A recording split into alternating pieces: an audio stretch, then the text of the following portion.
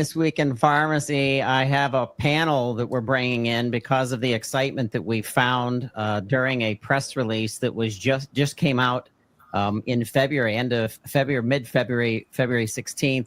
The press release read, Independent Pharmacy Cooperative and Legacy Pharmacy Group announce a strategic cooperation agreement.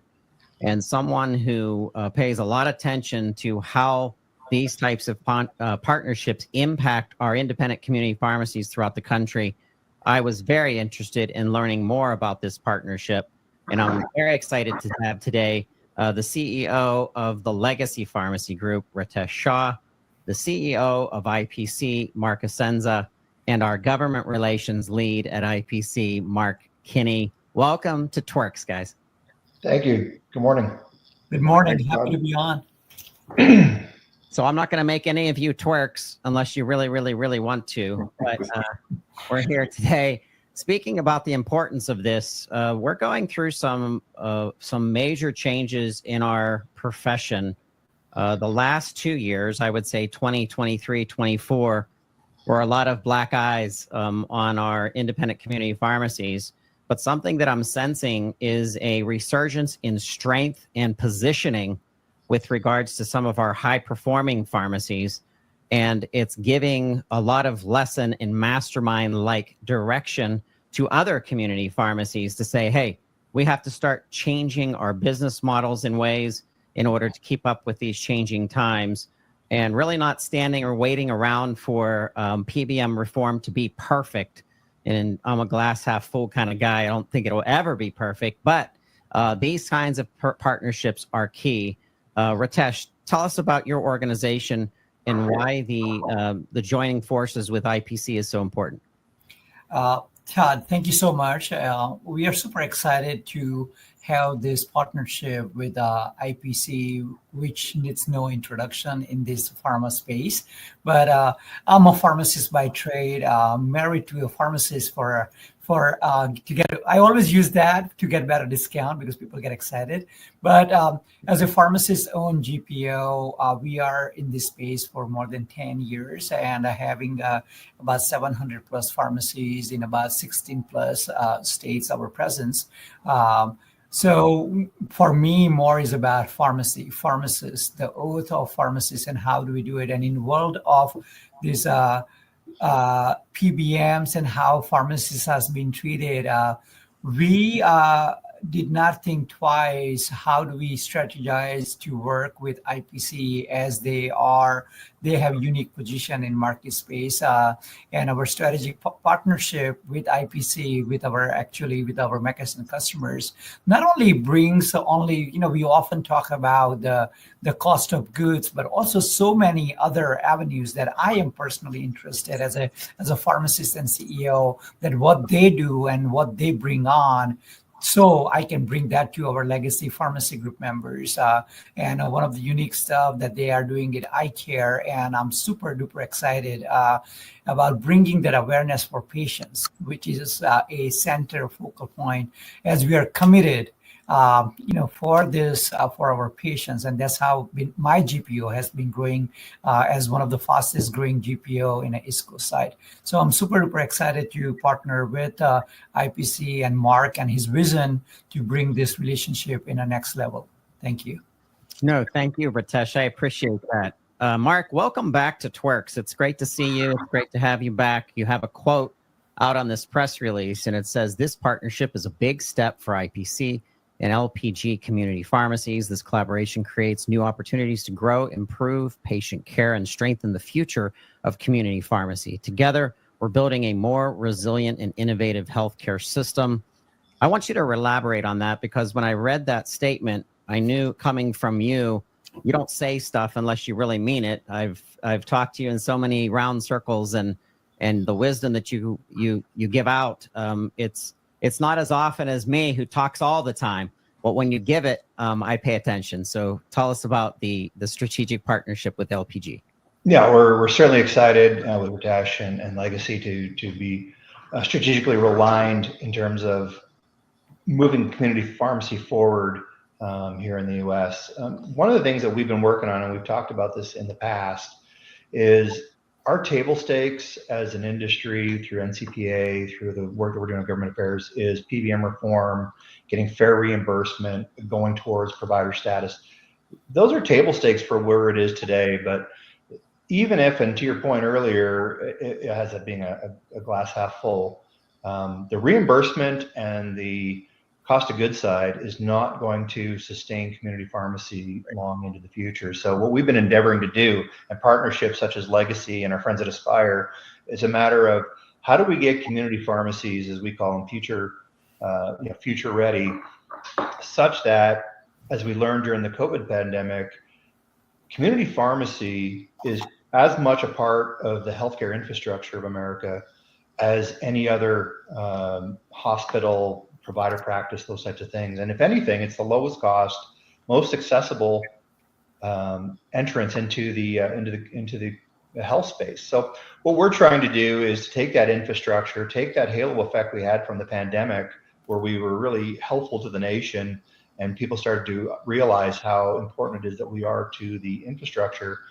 and building these tools such that community pharmacy through our digital health platform can have access to teledoc services, remote patient monitoring, point of care testing, and then even taking it a step further where we actually have clinics within our digital health atmosphere, such as we have a weight loss clinic where you can access a doctor, you can access the prescriptions, as well as the services that you need, just over and above the prescription in and of itself. So it's a matter of going back, adding that capability of community pharmacy, and then going to your plan sponsors, going to brand manufacturers, going to even PBMs or the wholesalers, where we have these capabilities. We are the lowest cost to serve environment, and this is where we can start to add savings and synergies within the market space in order to deliver healthcare better, make community pharmacies sustainable, and make them as much part of the care continuum and the care team as our vision suggests. So we're very excited, obviously, with Legacy joining forces with us to be able to access these types of tools, be able to future-proof and future-ready independent pharmacy, and quite honestly, to continue to grow our network in order to have that heat map coverage for patients in both rural and urban settings, that we can start to deliver these things that we've been building. The public is finally realizing the importance of pharmacy based on the coverage that our big media outsource groups are putting out there. Just this week in pharmacy, San Francisco leaders explore options as pharmacies struggle to stay open. This is from CBS News, and it comes out of the Bay Area, specific to the struggles that the San Francisco area is having with pharmacy coverage. That's not news to us, we know this, we live this. We know that the decline started about 5 years ago, and there was going to be issues based on the rise of the gluttonous profiteering big three PBMs, and everyone in the space started making adjustments. And what those adjustments meant that you were going to start building relationships with politicians throughout the nation. And people like Mark McKinney are key to that. And these two organizations have been working together on an advocacy for independent pharmacies with this partnership to make it even stronger moving forward, these two groups together. And everyone can agree that we need a seat at the table, a voice at the table. And we're excited to have the four of you speaking. I do want to shift it to Mark McKinney just to give us an opening and overview on some of the things that you'll be working on together, specifically in the great state of New York and New Jersey. Yeah, Todd, thank you for that. No one's more excited about this partnership than I am, only because we've had a great relationship in the government relations arena for quite some years now, and we've worked with Ritesh and Legacy Group, and been able to accomplish, I think, some really good outcomes with that. And Legacy Group, they do it the right way. They invest the resources. They have boots on the ground. They have relationships with their elected officials. And, it's not the easy way, but it's the right way. And because of that, I think they've enjoyed some success. And I'm really excited about, while we've worked with them in the past, I think, as you indicated, Todd, is that, it'll be, a bigger voice, a stronger voice out there as we partner and work together in the future. You also mentioned New Jersey. One of the biggest things that you're working on, members of the New Jersey Independent Pharmacy Coalition, is a bill that started last year that would require Medicaid managed care reform to become transparent. And can you kind of expand upon that, Mark, and how that's going to be positioned and work? Yeah, I mean, we've been working with this in different states as well, but Medicaid managed reform is important to make sure that the reimbursement rates are objective and transparent in a particular state Medicaid program. And right now it's under managed care. Many times it's opaque, not transparent. So it's good for the patients, it's good for the government, and it's good for the pharmacies. I would like to stop at the New York issue again, and the, there we're doing a commercial floor bill that's would set a commercial floor reimbursement that is really new, but it's happening across the country. And we're really excited about that. And then also a test and treat bill, which will bring in, hopefully, if passed, new revenues for our independent pharmacy members.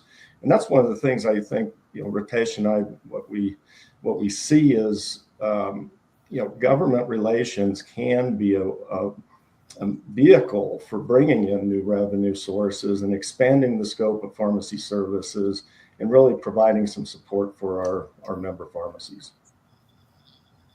So when you think of the heat that is finally being put on the PBMs, now is the time to engage those state representatives.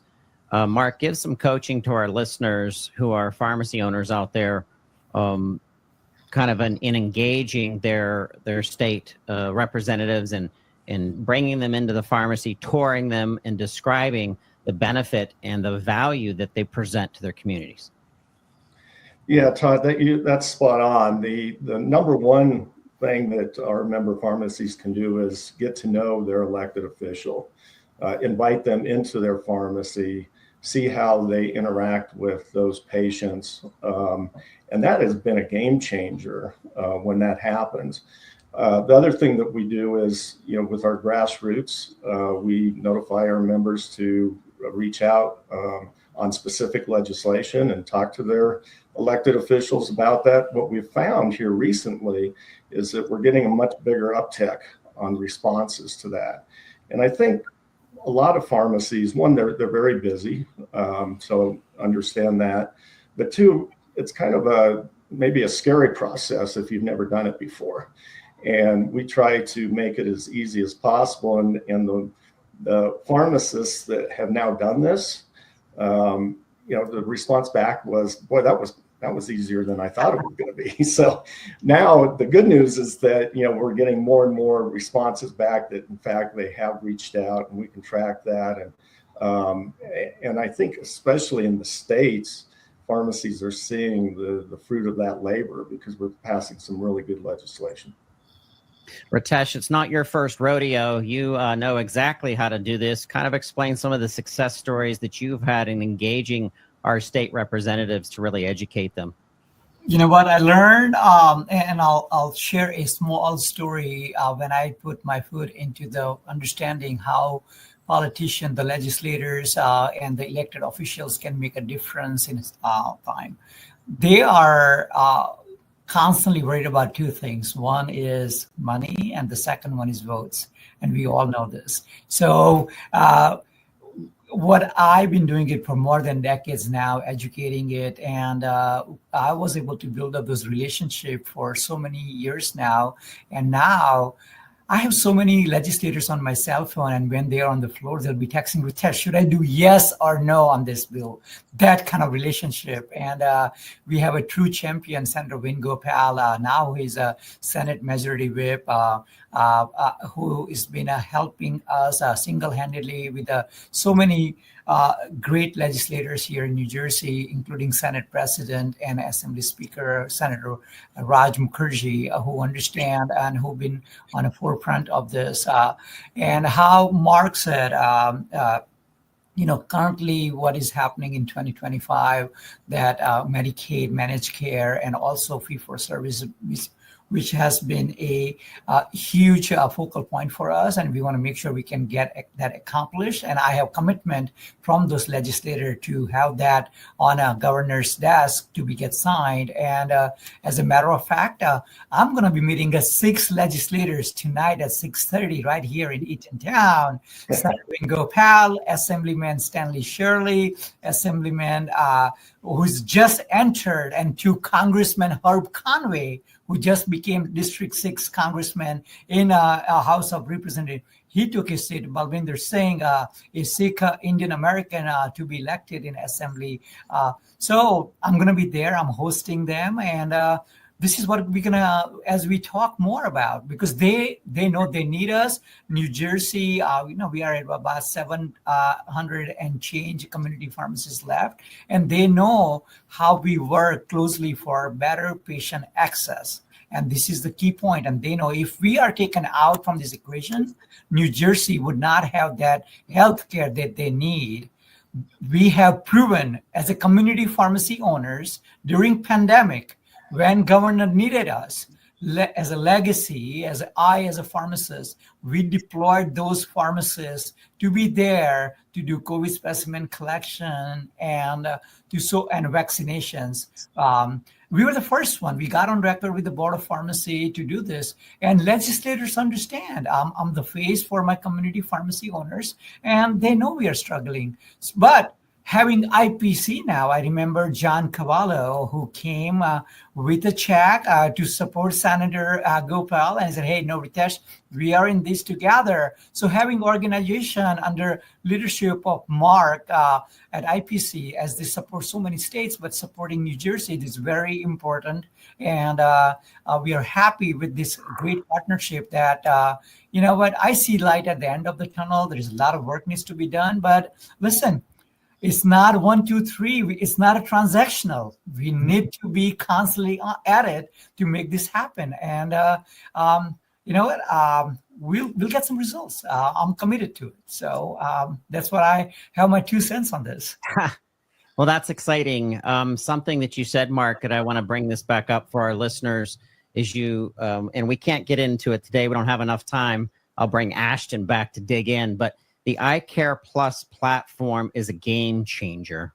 And if you're listening right now and you don't know about this, you can Google iCare Plus, like the plus sign, IPC. It comes right up on Google. And we have had several episodes about that.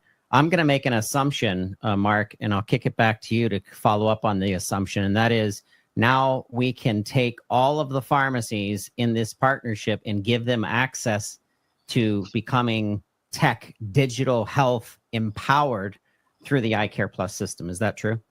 Yeah, you're exactly right. So you become a virtual healthcare center once we've installed the program at each one of these pharmacies, and then they'll have access to all the tools and items that we can use in terms of being able to get patient access, being able to serve their communities, and being able to partner with the providers either in their community or with the providers that we have on the platform. So we're very excited about getting as many of the stores access to this. The whole platform is pharmacy centric. So typically EMRs are centric around either a primary care provider or a hospital system. This one here is very pharmacy centric. So being able to be as much a part of the care team and almost the quarterback in some of these things with the first interaction with a patient is going to be very important now and into the future. And as we look at ways to look at savings within the overall healthcare system, being able to move patients or serve patients to the lowest cost settings in the future is going to be important for the nation to be able to bring down overall costs without harming patient access or benefits, which is one of the mantras of both parties is to not damage any of these benefits, but certainly it is to deliver it in a more cost effective as well as clinically effective solution. So we're excited about getting our members access to that, and certainly Legacy members now have access to this program and being able to get set up. That's terrific. We are also excited about that announcement and the technology and the platform. We will be doing more additional coverage on iCare Plus. If you're curious, once again, you can go to my iCare Plus. That's my letter I care plus.com. mycare plus myicareplus.com. And so we'll be seeing the team, the IPC team, at Idea Share this coming summer. Ritesh, you'll be there, right? We'll be there, yes. Absolutely. We're going to be doing some shows there. We're going to have a lot of guest hosts. Ritesh will have to assign you to a subject and get you talking about it and pulling in some members. It would be wonderful. Mark, we have to do a follow-up on the PBM Reform podcast and get some updates from a national and a state perspective. We'll always appreciate your insights. Mark, it was so exciting to work with the team at the Atrium X conference that went really well, a mastermind conference that was very novel and new. And we're looking forward to working with IPC and other national conferences as well, Mark. Excellent. Well, thank you for all you do for independent pharmacy, getting the word out, spreading the knowledge to independent pharmacists, legislators, and anybody else within this ecosphere. So thank you for what you do as well on a week in and week out basis. Absolutely. Hey, listeners, we're going to take a quick break and we'll be right back. You're listening to This Week in Pharmacy.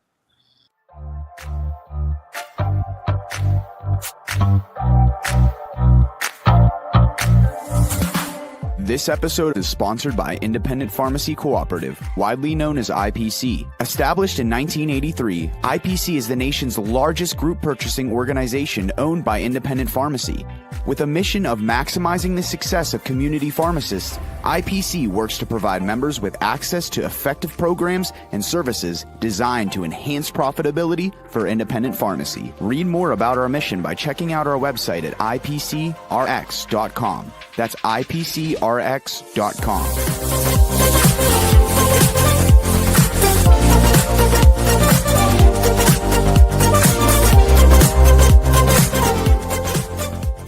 Hey, welcome back to This Week in Pharmacy. This is an interesting next segment because there's two guys that I've known for quite some time. It's making me feel old that started commenting on a LinkedIn post, and it was initially crafted by the one and only Dr. Joey Mattingly, who is one of my PBM heroes, and what he had to say in the last time we had him on TWIRx. But he commented on the whole GLP-1 compound distribution, branded, not branded. What are your partners in pharmacy contracts? And I love the post, and I love the comments that were coming from Darshan Kulkarni, who's no stranger to the pharmacy podcast land. I'm so excited to have you both today. Welcome to TWIRx. And I'm not going to TWIRx unless you guys want to TWIRx. You could get up and do something. I mean, I'm here with the Podfather and Mr. Mattingly. Like, I'm not worthy. So, for those people who don't get it, that's from, what was the show? From Saturday Night Live.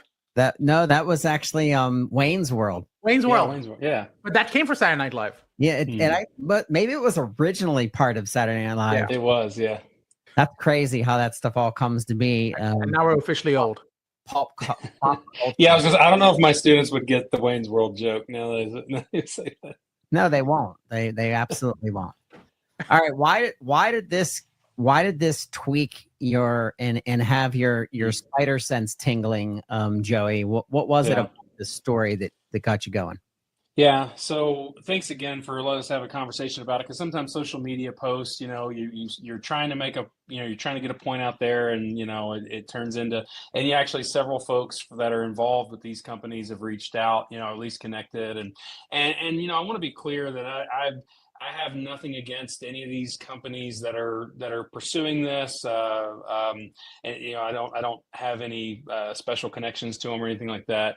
I've been very concerned broadly about where we're heading with how we advertise pharmaceuticals, both drug company or pharmacy, or how pharmacies are involved. And I've been very active. Recently, we published a paper in JAMA Health Forum on the marketing of these GLP-1s. And so specifically with this ad, you've got a really cool meme, and I do like the meme. It's a funny meme. And it's, essentially the bigger guy looking at Fella and looking away from the high-priced Ozempic, right? So they are essentially marketing their low-price product. And then, of course, when you really dive into what this Fella Health is doing, and it's a telehealth company, and then they're working with a couple pharmacy partners who are providing compounded GLP-1s. And my concern is, like, we're having like mass production of compounded products that starts getting away from what I believe compounding is, and I'm very supportive of compounding pharmacy. Absolutely love compounding as part of our profession. But we're in a place here where it feels like we're creating generic drugs, and we're not following the same processes of other generic drugs, and it's creating a lot of things that are making me uncomfortable. So I called it out, and I know the folks at Strive Pharmacy have commented, and Fella have commented, so I know that they're probably not too happy with me, but happy to talk with them too, because I want them to be successful businesses. I just want to, I'm more concerned about the overall policy and what we're doing for our supply chain. Well, guess what, guys and listeners? We have a lawyer on with us today, and we're going to throw him into the fire. And your skin is so thick, Darshan, that you're ready for anything. So what do you think about all this? So let's start by the usual disclaimer. This is not legal advice. Having said that, I've literally written the book on clinical research and on advertising and on pharmacy. I've actually helped some of the people here on it. So I'm very, very familiar with the space. And to be clear, your situation may be different. The general rule is that the FDA, the Office of Drug Promotion, OPDP really stands for, comes in and basically says, look, we're going to allow you to market a drug. You're going to have to make sure that there's fair balance, for example, that you're making claims that can be supported. So to that, and failure to do that exposes companies to multi-billion-dollar fines. And there are a range of different things that come into that, but you could be looking at multi-billion-dollar fines. GSK paid a $3 billion fine at one point, not related directly to this, but the idea being, we don't want patients. And to be clear, both Joey and I are pharmacists, so it's not like I'm coming from a place of, I don't want pharmacy to succeed. I was a pharmacist. I am a pharmacist. So I think compounding serves a huge role, but it serves a role. And I think what we're now starting to see is pharmacies trying to say we're more than that. And that's what concerns me. Are we really now operating the best interest of patients? They were supposed to be about either addressing shortages or they were addressing special needs. And my question is, what are we doing in that specific instance? If you pull up the ad you have right up there, pharmaceutical companies in general run all of their ads through what's called a PRC committee, a promotional review committee. That you have a lawyer, you have a regulatory person, and you have a medical person, all reviewing any potential outgoing documentation to see, does that make sense? Is it reflective? In these specific situations, what you land up with is someone saying, how is that claim supported? So to that end, you have a bigger guy claiming that Fella is something that's more attractive to him or her than Ozempic. Mm-hmm. If that's true, what is the basis of your superiority claim? Where's the fair balance? Mm-hmm. And that none of that exists. And to me, that's what concerns me. You're seeing people make claims that you simply couldn't justify. The Supreme Court had, and a lot of compounding pharmacies go back to Western states and try to say that's what gives me the authority to advertise. Well, it doesn't. And I would argue that Western states was number one in the early 2000s before 503 and 503A and 503B pharmacies came out. It was in a very specific time and place. And since then, First Amendment law has evolved. You are seeing that you have to at all times be truthful and not misleading. My question to you, and I'm not asking either one of you to answer this. This is, but is that truthful and not misleading? And I'm sure I could get several people to argue that it is.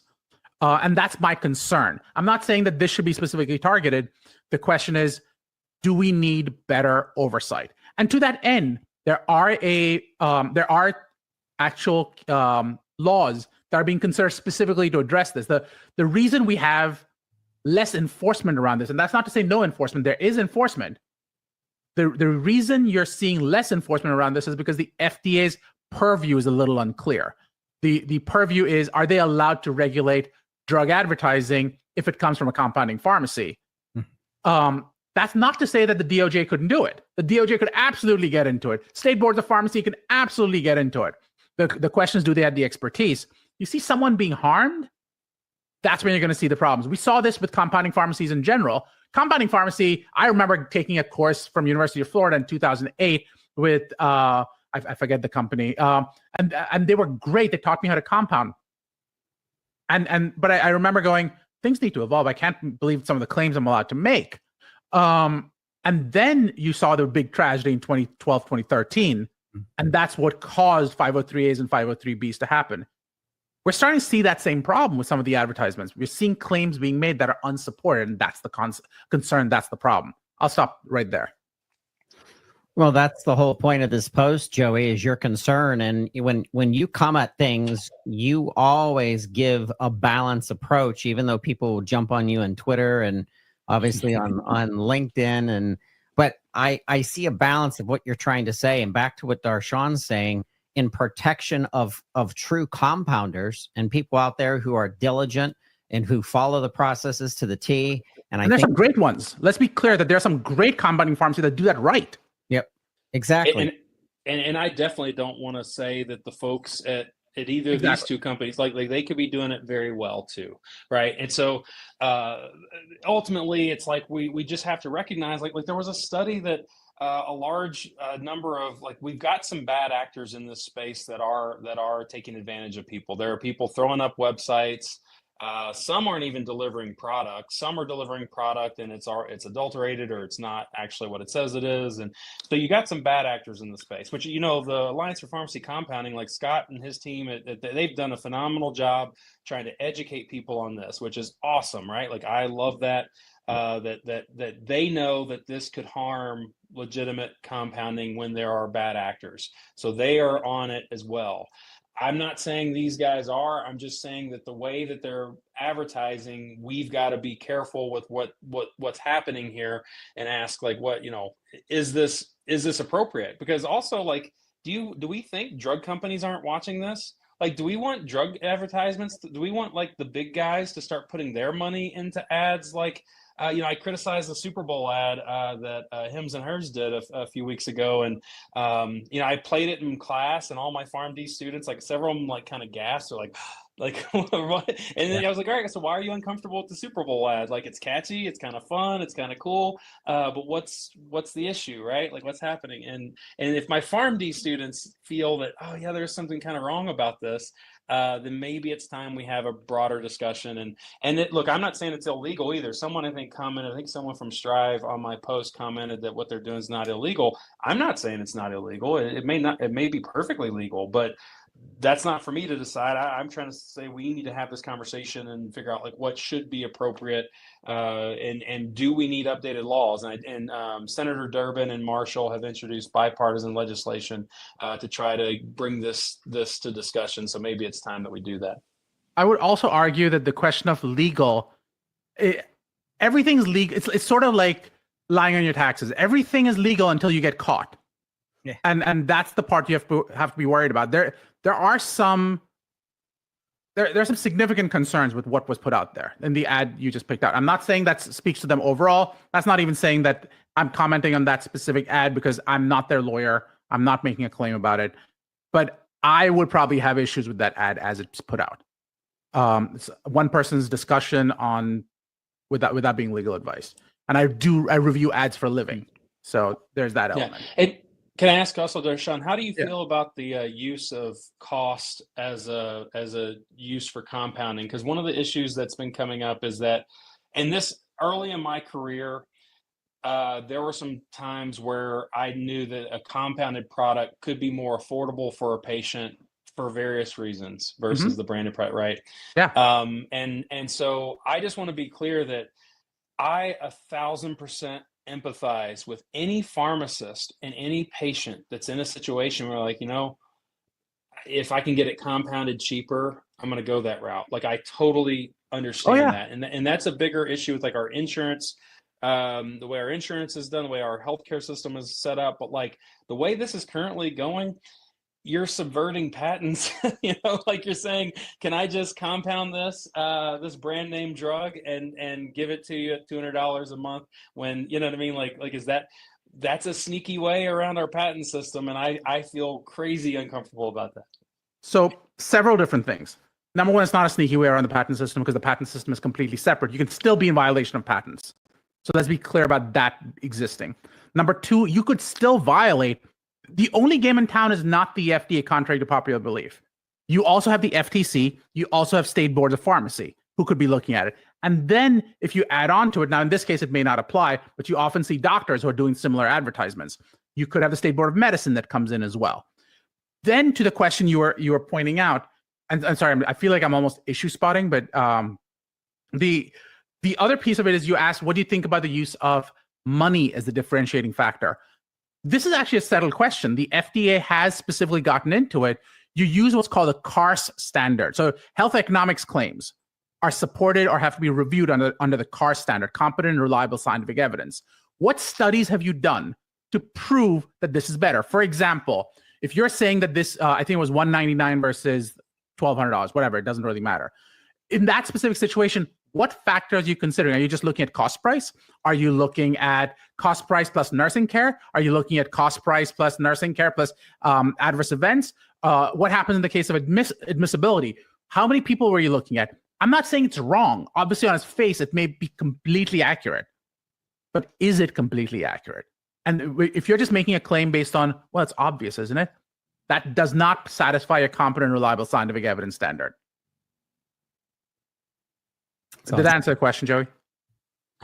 Absolutely. I hadn't thought about, and again, when you're not factoring in the cost of potential adverse events, that's right. And you wonder why pharmaceutical companies, and again, like they're not, like I've not seen, and I want to maybe use Eli Lilly and Novo and these groups. So they've been round and round over insulin for 20 years and 30, right?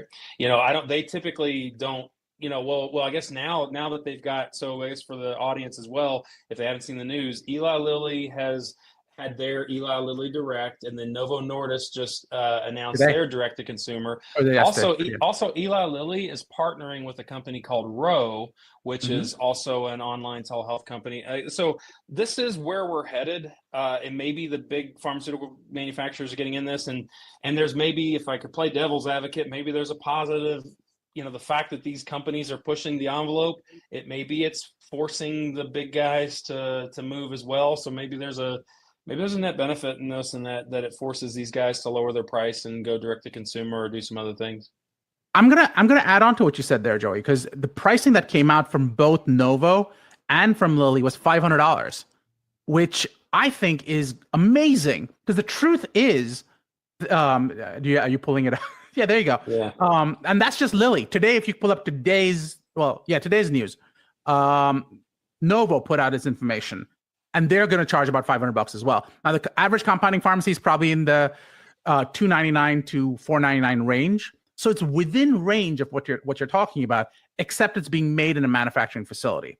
Now, I will argue that I've been using one of these products for a while. So I'm a patient. I'm not speaking purely from just a pharmacist perspective or a lawyer perspective. I'm speaking from the patient perspective. So I 1000% understand the idea of I need a drug because it's addressing my liver, it's addressing my diabetes, it's addressing my weight loss. Like all of these are important things. So I'm 1,000% in favor of having the drug available. And Nova, if you can't do it, that's on you. Lilly, if you can't do it, that's on you. And these pharmacies have forced these companies to literally go, all bets are off. We're going to invest in manufacturing facilities and get these drugs online. And they did. And allegedly, and there's a whole lawsuit about this, the shortages are resolved because, I would argue, because of these compounding facilities. But that doesn't give us, as pharmacists, as lawyers, free reign to advertise a drug in a way that is not completely consistent with a truthful and not misleading standard. Because the Supreme Court has always said that that's the standard. So I'm pretty sure you couldn't meet that standard with what was put out there. This is interesting, and the headline at USA Today is Wegovy price cut. Novo Nordisk cuts the price of the weight loss drug for the uninsured. And I saw so many. Could you scroll down to see what the price was, though, just so people can see it? Where is the price? I think there should be one. There you go, $4.99 per month. Yep, NovoCare. What I think is interesting, and I know, Todd, we're going to have a different discussion about this, whether we're talking about Ro, whether we're talking about NovoCare or Lilly Direct. Are they going to eliminate pharmacies because they suddenly start seeing this antagonistic relationship? Mm-hmm. And that worries me. Go ahead, Joey. Yeah, I was just going to comment, one of the issues we run into when we think about shortage of these products is sometimes is it related to a shortage at the manufacturer level, or are there pharmacies not stocking these products because of their reimbursement rates?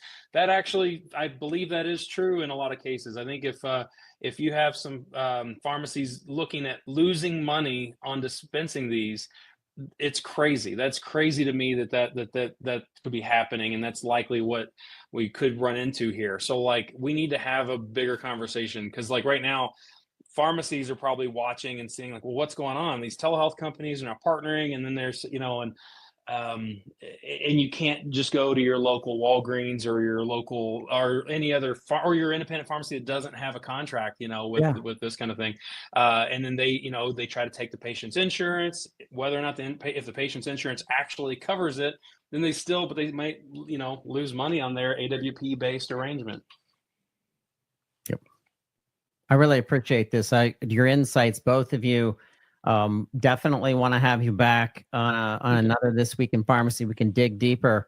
If you're listening and you want to reach out to either of these pharmacy mavericks, reach out to Joey Mattingly on LinkedIn or Darshan Kulkarni on LinkedIn. I can't wait for your next discussion. Darshan, you do a ton of LinkedIn Lives, and I enjoy those. So you have to promise to come back, and the three of us can, what do they call this? Squabble butting or pobble talking or whatever we're doing. Is that a thing? I've now learned two new words: squabble butting and pobble talking. Pobble talking. It's the kids' language. It's the Riz. It's the Riz out there. It's the skibbity. I'm trying to learn the new words. I'm not doing a good job on it. I'm gonna pobble talk with you later, Todd. That's right. We can pobble talk. No, it's an honor. Thanks, Todd. Thank you. You're welcome. Thank you. We'll talk to you next time on TWIRx.